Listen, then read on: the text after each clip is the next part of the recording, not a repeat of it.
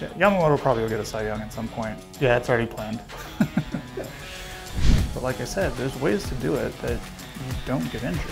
And if you look at healthy pitchers, elbow, shoulder, shoulder creates a line, or the elbow is slightly below. In order to get rid of elbow problems, go throw darts. How many dart players have had Tommy John?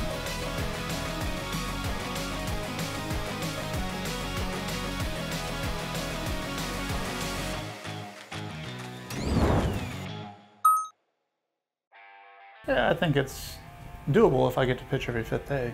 And then if I can have my normal, if I can have my 120, 130 pitches per game pitch count. So that, I mean, neither of those things are in my control, so hopefully I'm able to do that. Yeah. Yeah. I mean, but people have won Sawamura and not thrown 10 complete games. I figure if I lead all 7 of those categories, yeah, no 200 innings, not 10 complete games. Yeah. You got the wins. Very, very good. Yeah. Yeah, they're the only 2 pitching there. Well, I guess Sugano now has won Sawamura, right? Yeah. So there's three people that have a chance to win the Cy Young this year, and then I'm the only one that has a chance to win Sawamura this year to do that. So yeah, Yamamoto probably will get a Cy Young at some point. Darvish obviously has been close. I think he's still very good, but his career's, you know, close to over anyway. He's getting older. Yeah, it's already planned. I already got that underway.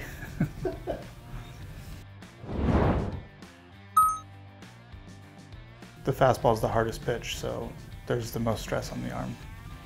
And also the biomechanics, the way that you would throw a fastball to throw it as hard as possible is the exact opposite of the way you would throw it to stay as healthy as possible. Of course, as you have to throw 100 or 105 or whatever to have a chance at being a big leaguer, people will optimize for velocity at the expense of health.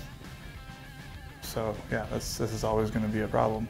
I mean, you can throw hard in a healthy way too, but it just takes a lot more effort and attention to detail. Well, I think you have to have a holistic view of the body and how each training session fits together with the overall program.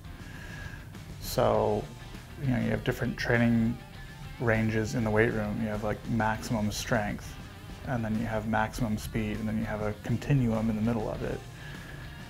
And then you have max intent throwing, and you have no throwing on the other side, and then you have a continuum in there, and you have to adjust your volumes and your intensities to also fit with what you're doing in the weight room.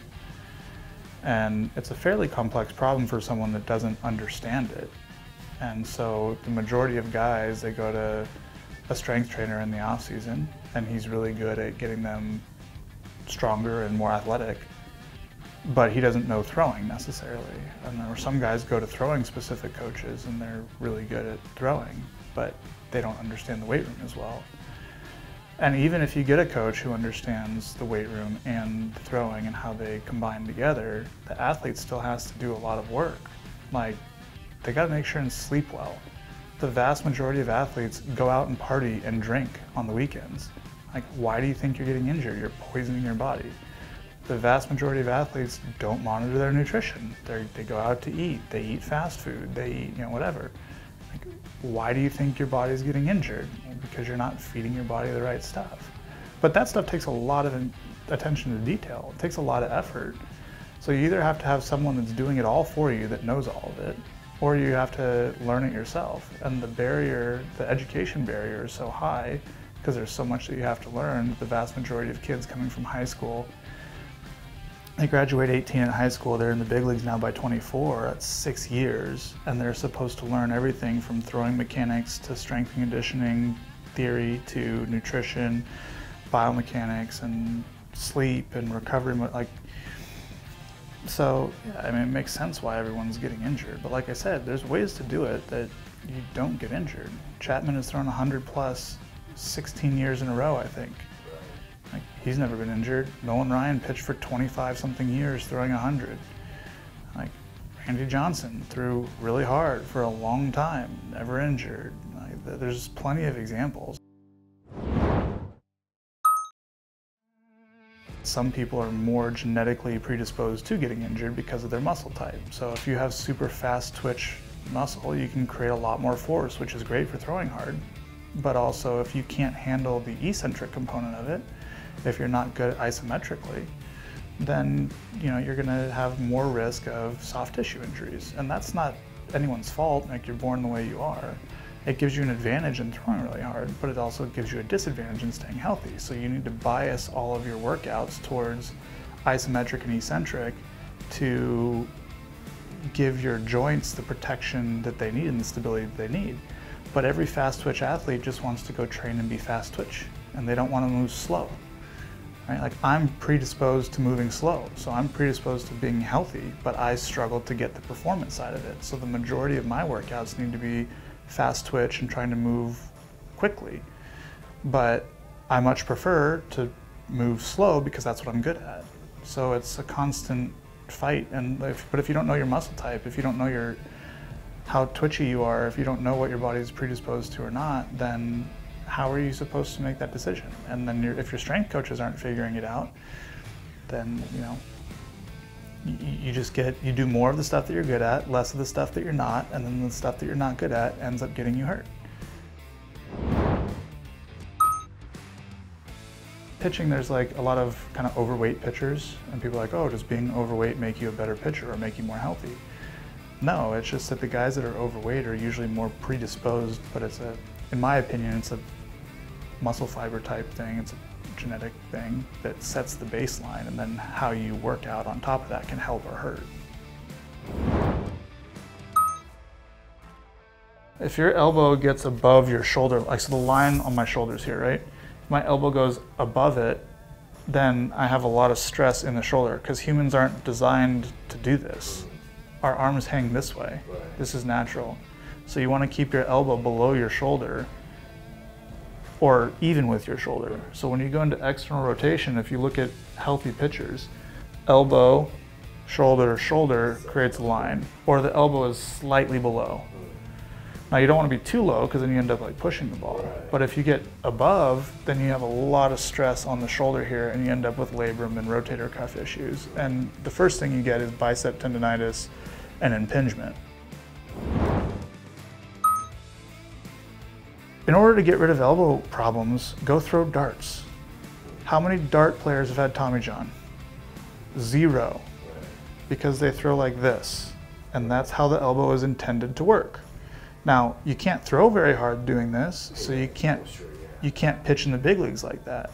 But the closer you can get to that, the less elbow injury you'll have. So, if my elbow's here, I'm throwing to you, and the ball goes this way, right? I'm going like this, and then I'm throwing the ball like that. Then all the stress is going right into the elbow.